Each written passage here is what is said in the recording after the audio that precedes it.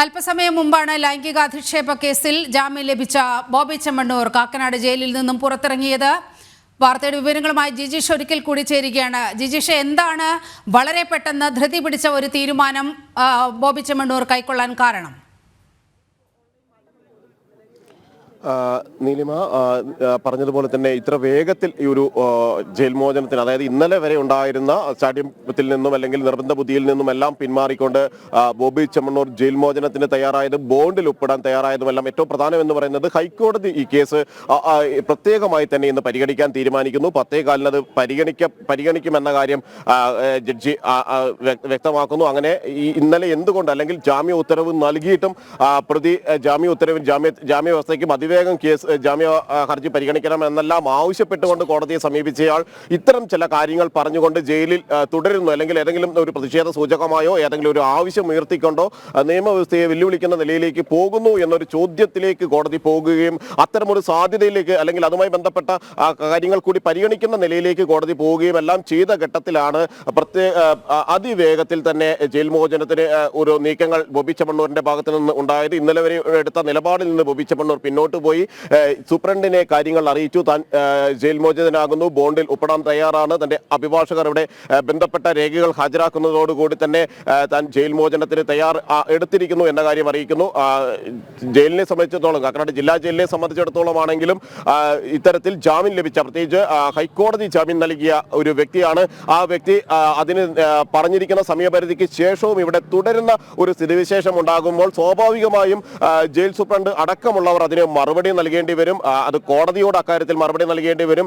Jail DGPക്ക് അടക്കം ഇക്കാര്യത്തിൽ വ്യക്തമായ ഒരു വിശദീകരണം നൽകേണ്ട പശ്ചാത്തലം എല്ലാം ഉണ്ടായിരുന്നു. അങ്ങനെ ഇന്നും ബോബി ചെമ്മണ്ണൂർ ജയിലിൽ നിന്ന് പുറത്തിറങ്ങാൻ തയ്യാറായില്ല എങ്കിൽ, ഈ ആവശ്യങ്ങൾ ഉയർത്തി ജയിലിനുള്ളിൽ തന്നെ കഴിയാനാണ് മുന്നോട്ട് പോകുന്നത് എങ്കിൽ അതിൽ ജയിൽ DGPക്ക് വിശദമായ റിപ്പോർട്ട് നൽകുക, കോടതിയെ കാര്യങ്ങൾ അറിയിക്കുക എന്നതെല്ലാം തന്നെയായിരുന്നു പ്രത്യാഘാതങ്ങൾ ഈ വിഷയത്തിന്റെ പേരിൽ ബോബി ചെമ്മണ്ണൂർ നേരിടേണ്ടി വരേണ്ട ഒരു സാഹചര്യം ഉണ്ടായിരിക്കാം. ദീർഘകാലം അങ്ങനെ ജയിലിൽ കിടക്കേണ്ട ഒരവസ്ഥ പോലും ഉണ്ടാകാൻ സാധ്യതയുണ്ടായിരുന്നു. അത്തരത്തിലൊരു നിയമോപദേശത്തിന്റെ അടിസ്ഥാനത്തിലായിരിക്കാം ഒരുപക്ഷെ ബോബി ചെമ്മണ്ണൂർ പുറത്തിറങ്ങിയത്. ഇനി ഹൈക്കോടതിയുമായി ബന്ധപ്പെട്ട ഇതേ വാർത്തയിലേക്ക് എത്തേണ്ടതുണ്ട്.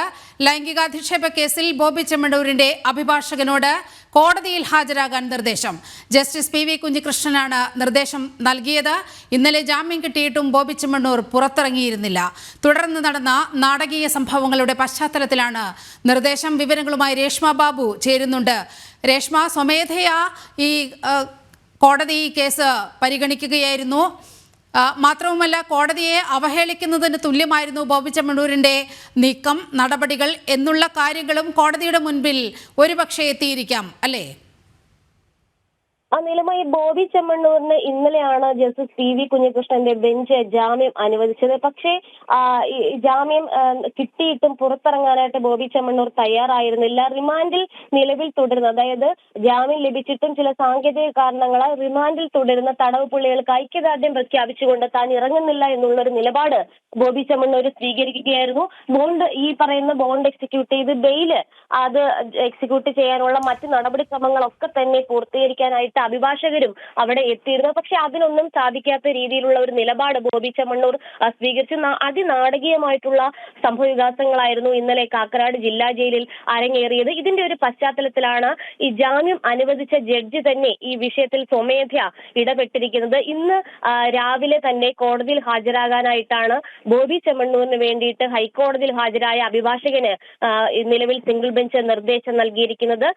എന്തായാലും ഒരു അതൃപ്തി ഹൈക്കോടതിയുടെ ഭാഗത്തു നിന്നും അറിയിക്കുകയും ചെയ്യും. മറ്റ് നടപടിക്രമങ്ങൾ ഉണ്ടാകുമോ എന്നുള്ളതാണ് ഇനി കാത്തിരിക്കേണ്ടത്. കാരണം നേരത്തെ നീലിമ സൂചിപ്പിച്ചതുപോലെ തന്നെ കോടതി ഉത്തരവിനെ, അല്ലെങ്കിൽ കോടതിയെ തന്നെ അവഹേളിക്കുന്ന തരത്തിലായിരുന്നു ജാമ്യം ലഭിച്ചിട്ടും പുറത്തിറങ്ങാൻ ഈ ബോബി ചെമ്മണ്ണൂർ തയ്യാറാകാതിരുന്നതോടുകൂടി സംഭവിച്ചത്. എന്തായാലും ജാമ്യം ലഭിച്ച ഒരു സാഹചര്യത്തിൽ, അതായത് ജാമ്യം ലഭിക്കാനായിട്ട് വലിയ രീതിയിലുള്ള വാദഗതികളൊക്കെ തന്നെ മുതിർന്ന അഭിഭാഷകൻ മുഖേന ബോബി ചെമ്മണ്ണൂർ ഹൈക്കോടതിയിൽ മുന്നോട്ട് വെച്ചിരുന്നു. അതും അതോടൊപ്പം തന്നെ സുപ്രീം കോടതിയിലെ ചില ചട്ടങ്ങൾ പ്രകാരവുമാണ് ബോബി ചെമ്മണ്ണൂരിന് ഇന്നലെ ഹൈക്കോടതി ജാമ്യം അനുവദിച്ചത്. പക്ഷേ ആ ജാമ്യം ലഭിച്ചിട്ടും കോടതി കാട്ടിയ അനുകമ്പ അല്ലെങ്കിൽ നിയമാനുസൃതമായിട്ടുള്ള നടപടിയെ അതിനെ അപമാനിക്കുന്ന തരത്തിലുള്ള ഒരു രീതി, സ്വഭാവ രീതി ഈ പറയുന്ന ബോബി ചെമ്മണ്ണൂരിന്റെ ഭാഗത്തു നിന്നും ഇന്നലെ ഉണ്ടായി. എന്നാൽ ഇത് ഹൈക്കോടതി മുഖവിലയ്ക്ക് എടുത്തിരിക്കുകയാണ്. അതിന്റെ അടിസ്ഥാനത്തിലാണ് ബോബി ചെമ്മണ്ണൂരിന് വേണ്ടിയിട്ട് ഇന്നലെ ജാമ്യം ലഭിക്കാനായിട്ട് ഹാജരായ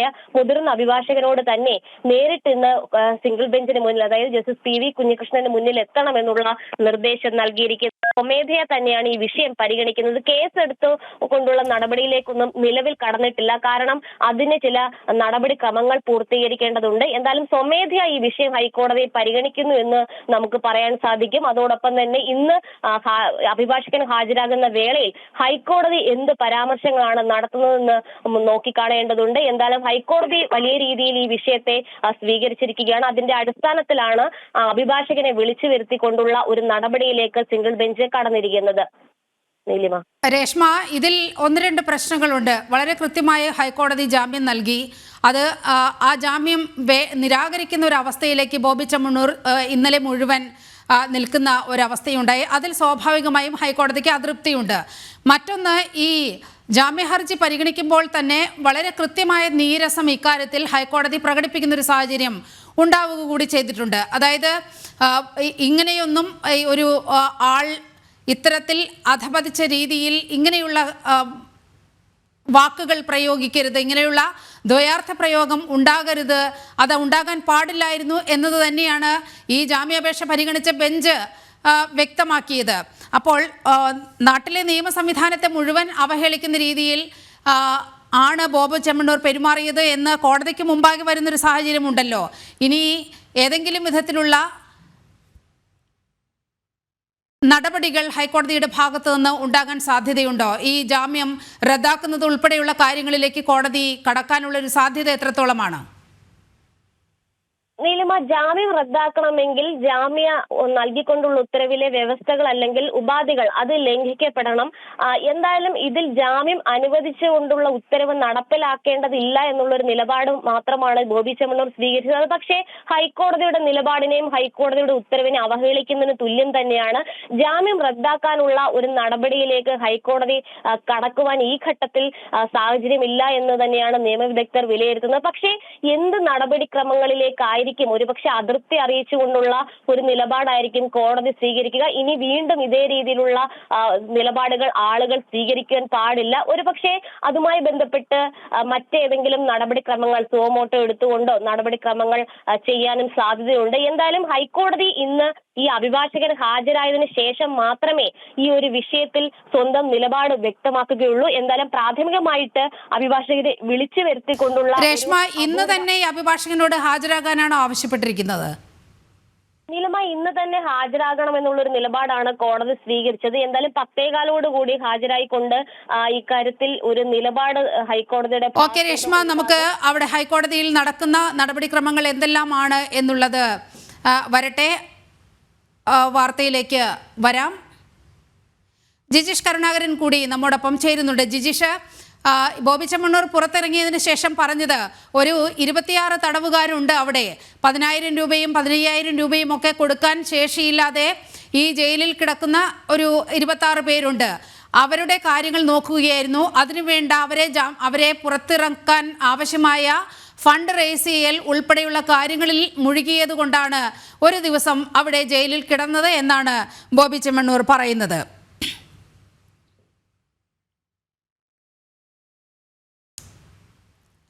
ലൈംഗിക അധിക്ഷേപ കേസിൽ ബോബി ചെമ്മണ്ണൂരിന്റെ അഭിഭാഷകനോട് കോടതിയിൽ ഹാജരാകാൻ കോടതി ആവശ്യപ്പെട്ടിരിക്കുന്ന ഒരു സാഹചര്യം ഉണ്ട്.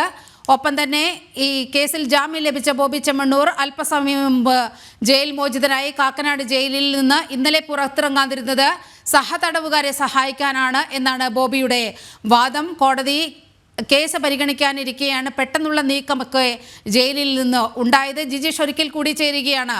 ജിജീഷ്, ഒരു 26 പേരെ സഹായിക്കാൻ വേണ്ടിയാണ് ജയിലിൽ തുടർന്നത് എന്നാണ് ബോബി ചെമ്മണ്ണൂരിന്റെ വാദം.